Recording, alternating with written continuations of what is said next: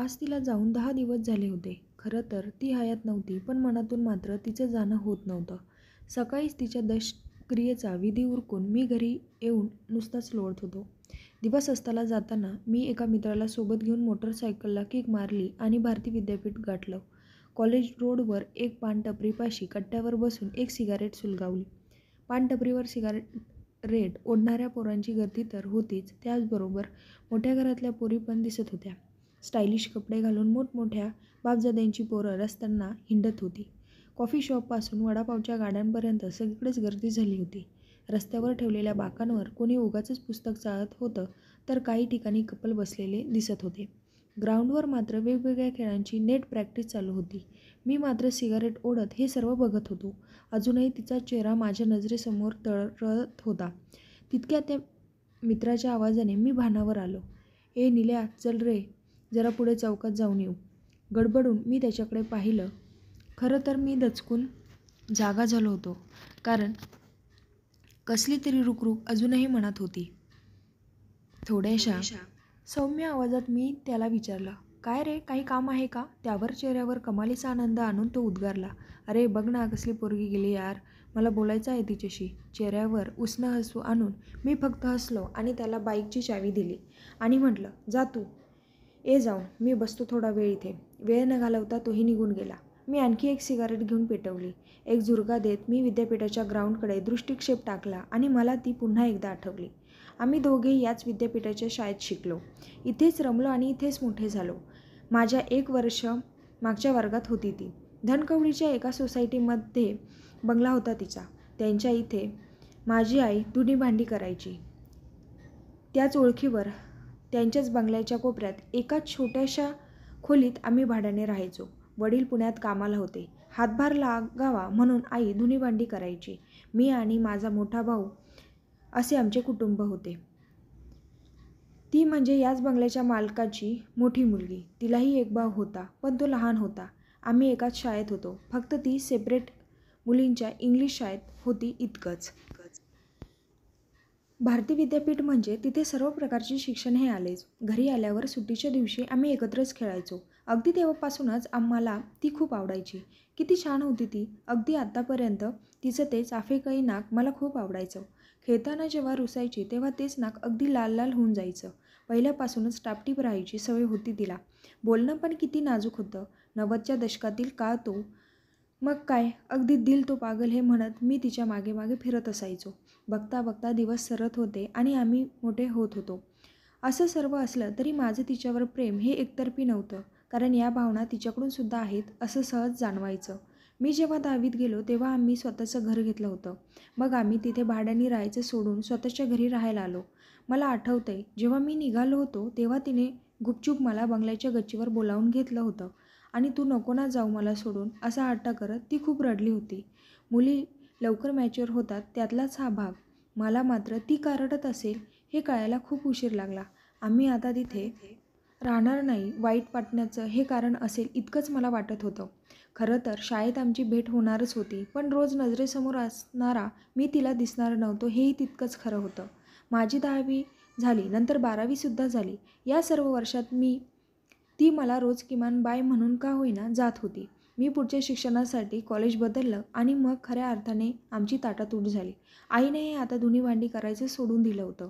माझा मोठा भाऊ जॉब करत होता आणि मी पण पार्ट टाईम मिळेल ते काम करत होतो. माझी शिक्षणाबद्दलची जास्त आस नव्हती, तरीही मी MA करायचं म्हणून करत होतो. ती मात्र पुढारलेल्या विचारांची होती. वडील पहिल्यापासूनच गडगंज श्रीमंत, त्यामुळे पैसा, राहणीमान हे सर्व त्यांचं वेगळंच होतं. 12वी झाल्यानंतर तिने मेडिकल कॉलेजमध्ये ॲडमिशन घेतलं. खरं तर त्या काळात आमची भेट ही कधी झालीच नव्हती, पण तिच्याकडे मोबाईल होता. मग मीच कधीतरी PCO बूथवरून तिला फोन करायचो आणि 2 वर्ष सरली होती. फायनली मी एकदाचा जॉबवर रुजू झालो. मग मात्र माझं जग आणखी बदललं. नवीन मित्र मिळाले, तशा मैत्रिणीही मिळाल्या. एव्हाना माझ्याकडे मोबाईल आला होता, पण सरत्या काळात मात्र तिचा मोबाईल नंबर माझ्याकडून गहाळ झाला होता. मी माझ्याच विश्वात हरवलो होतो. त्यांच्या बंगल्याच्या दारातून माझं कितीतरी वेळा जाणं येणं व्हायचं, पण का कोणास ठाऊक माझी आत जाऊन तिला भेटण्याची कधी इच्छा झालीच नाही. त्यालाही परिस्थितीपासून अनेक कारणं होती आणि एक दिवस ती भेटलीच. त्या दिवशी सकाळी थोडा घाईतच मी ऑफिसला जाण्यासाठी निघालो होतो. कात्रज चौकात ट्रॅफिक लागणार याचा अंदाज होताच मला, म्हणून मी विद्यापीठकडून शॉर्टकट घेत तिच्या दारातून जाणाऱ्या रस्त्यावर बाईक घेतली. थोडंसं लांबूनच मी बंगल्याच्या गेटमधून तिची स्कूटर काढताना मला दिसली. अगदी अशीच होती ती. मध्ये जवळजवळ 4-5 वर्षाचा गॅप होता. तरीही फारशी बदललेली नव्हती ती. तोच नाजूकपणा, तेच ते चाफी कळीना. क्षणभर मी घायाळच झालो होतो. तिच्याशी बोलू की नको हा विचार करतच मी तिच्यासमोर माझी बाईक दामटली आणि तितक्यात मागून जोरात आवाज आला, "निलेश!" मी जोरात ब्रेक दाबून बाईक थांबवली आणि जीभ ओठांखाली दाबत डोळे बंद केले. तिची ती हाक एकदम काळजात शिरली होती. मी मागे वळून पाहिलं तर ती गडबडीने माझ्याकडेच येत होती. जीन्स टॉप घातलेली, पाठीवर बॅग घेतलेली आणि थोडीशी घाईतच असलेली. येताच तिने जोरात माझ्या पाठीवर फटका मारला आणि मोठ्याने हसत म्हणाली, "काय रे नालायका, विसरलास ना मला?" मी गालातल्या गालात हसत तसंच बाईकवर बसून राहिलो. मला नेमकं काय बोलावं तेच कळत नव्हतं. "किती बदलला आहेस रे, एकदम रद्दाळ होतास, आता कसला दिसतोयस माहिती आहे का तुला?" हे बोलताना तिच्या चेहऱ्यावर आलेला आनंद कमालीचा सुखावणारा होता माझ्यासाठी. पण तरीही मी शांतच होतो. आणि ती म्हणालीस, पण तुझं असं शांत राहणं बदललं बाबा, याचीच भीती वाटते मला. लहानपणी सर्वांशी भांडायचा आणि माझ्यावर वेळ आली की शांतच बसायचाच. त्यामागचं कारण मलाच माहीत होतं, म्हणून मी थोडासा लाजतच तिला म्हणालो, "अगं तसं काही नाही. गप्प रे, मला माहिती आहे सर्व. आणि असं का वागायसास याचंही कारण माहिती आहे. मला बहुतेक ते मलाच सांगावं लागणार आहे, पण आता नाही, नंतर कधीतरी सांगेन." माझं बोलणं मध्येच तोडत ती बोलत होती. "कसा आहेस पासून काय करतोस, घरचे कसे आहेत वगैरे सर्व बोलणं झालं. तरी मी आपला फक्त आणि हां इतकंच करत होतो. माझी नजर तिच्या चेहऱ्यावरून हटत नव्हती. तसं पाहिलं तर लहानपणापासूनची आमची मैत्री, मी कधीही तिला अगदी घरी जाऊन भेटलो असतो, पण तिच्या माझ्या घरच्या परिस्थितीत अजोड आणि अकल्पनीय असं अंतर होतं. म्हणून मी कधी हिंमत नव्हती केली. पण नशिबात वेगळंच काहीतरी होतं आणि म्हणूनच इतक्या दिवसांनी का होईना ती माझ्यासमोर आली होती. घरात येण्याचा तिने खूप आग्रह केला, पण मीच उशीर झालाय असं सांगून टाळाटाळ केली. आम्ही एकमेकांना आमचे मोबाईल नंबर दिले आणि तिथून निघालो. निघताना मात्र, "रोज फोन करत जा, मी वाट बघेन," असं दरडावून सांगितलं होतं तिने. वेळ घालवेल तो निलेश कसला, आणि मैत्रीच्या बाबतीत तर नाहीच नाही. मी लंच टाईममध्ये तिला फोन केला. समोर असताना मी काहीच बोलू शकलो नव्हतो, पण फोनवर मात्र भरभरून बोललो. त्यानंतर आमचं रोजचं न चुकता फोनवर बोलणं सुरू झालं होतं. कधीतरी ऑफिसला जाताना मी मुद्दामून वाट वाकडी करत तिच्या घरापासून जाऊ लागलो होतो. विद्यापीठाच्या आवारात अधूनमधून आमचं भेटणं पण होऊ लागलं. लहानपणीच्या आठवणीत रमून जाताना आम्ही तास-तासभर गप्पा मारत बसायचो. आत्तापर्यंत जगलेल्या आयुष्यात काहीतरी हरवलेलं मला परत मिळालं होतं. खरं तर मी माझ्याही नकळत तिच्या प्रेमात पडलो होतो. पण जेव्हा तिच्या माझ्या स्टेटसची बरोबरी कशी होणार असा विचार मनात आला की खजील व्हायचो. तेव्हा वाटायचं की नको यार, आपली मैत्रीच ठीक आहे. कदाचित ती सुद्धा माझ्या नजरेतले भाव ओळखून गेली असावी. ती त्याबद्दल चकार शब्दही कधी बोलली नाही.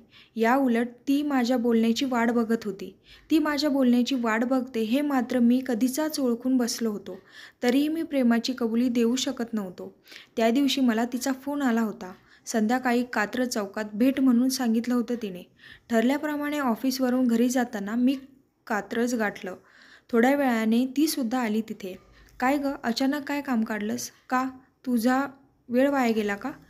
तिच्या नेहमीच्या शैलीत ती बोलली. "अरे तसं नाही, पण अचानक बोलावलंस ना म्हणून विचारलं." मी म्हणालो, "काही नाही रे, विकेंडला पानशेतला फिरायला जातोय, म्हटलं तू येतोस का बघावं." ती बोलली. खरं तर तिच्यासोबत जाण्यासाठी मी कधीही एका पायावर तयार असायचो, पण यावेळी मला थोडं काम होतं, म्हणून मी नाही म्हणालो. त्यांचा कॉलेज ग्रुप फिरायला जाणार होता. त्यांच्या ग्रुपमधील काही मुलींना मला बघायचं होतं, म्हणून मी त्यांच्यासोबत जावं असा त्यांचा हट्ट होता. तिला कसं तरी समजावत मी जाण्यासाठी नकार दिला होता. रविवारचा दिवस होता तो. ती गेली तिच्या मित्रमैत्रिणींबरोबर फिरायला. सकाळी मला कॉल करून म्हणत होती की मी ना रुसले तुझ्यावर. वेडी. हो, वेडीच होती ती.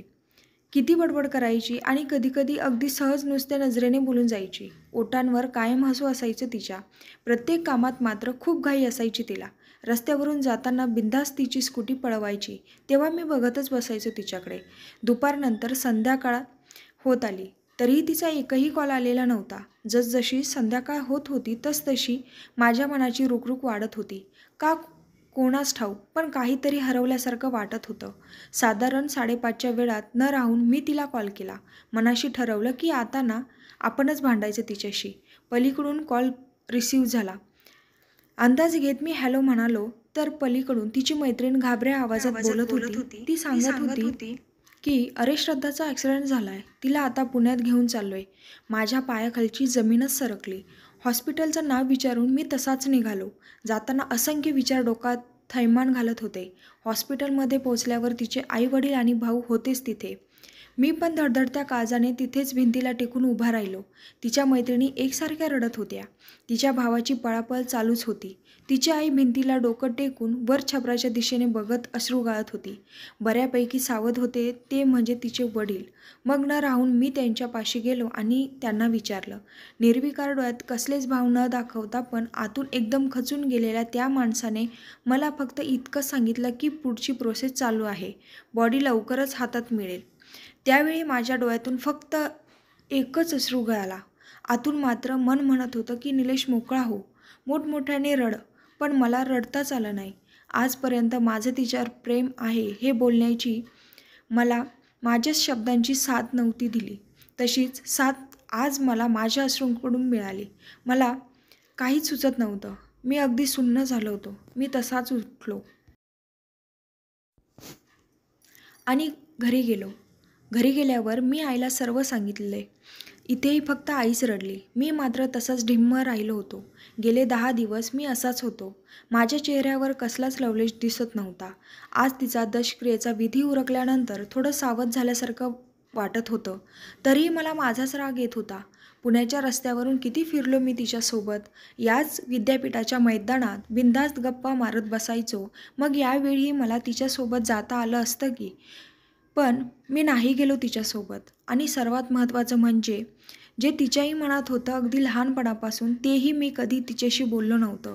असा कसा मी अबोल राहिलो होतो. मला बोलता आलं असतं माझं तुझ्यावर प्रेम आहे, जे सांगता आलं असतं. पण दर खेपेला मी अबोलच राहिलो.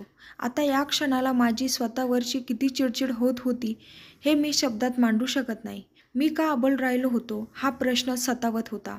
अंधार पडत चालला होता. हळूवार येणाऱ्या वाऱ्याच्या झुळकेने माझे केस उडत होते. आजूबाजूच्या हॉटेलमध्ये पोरापोरींची गर्दी आणखी वाढत चालली होती. वडापाव, समोसासारख्या फास्टफूडचा खमंग सुवास वातावरणात दरवळत होता.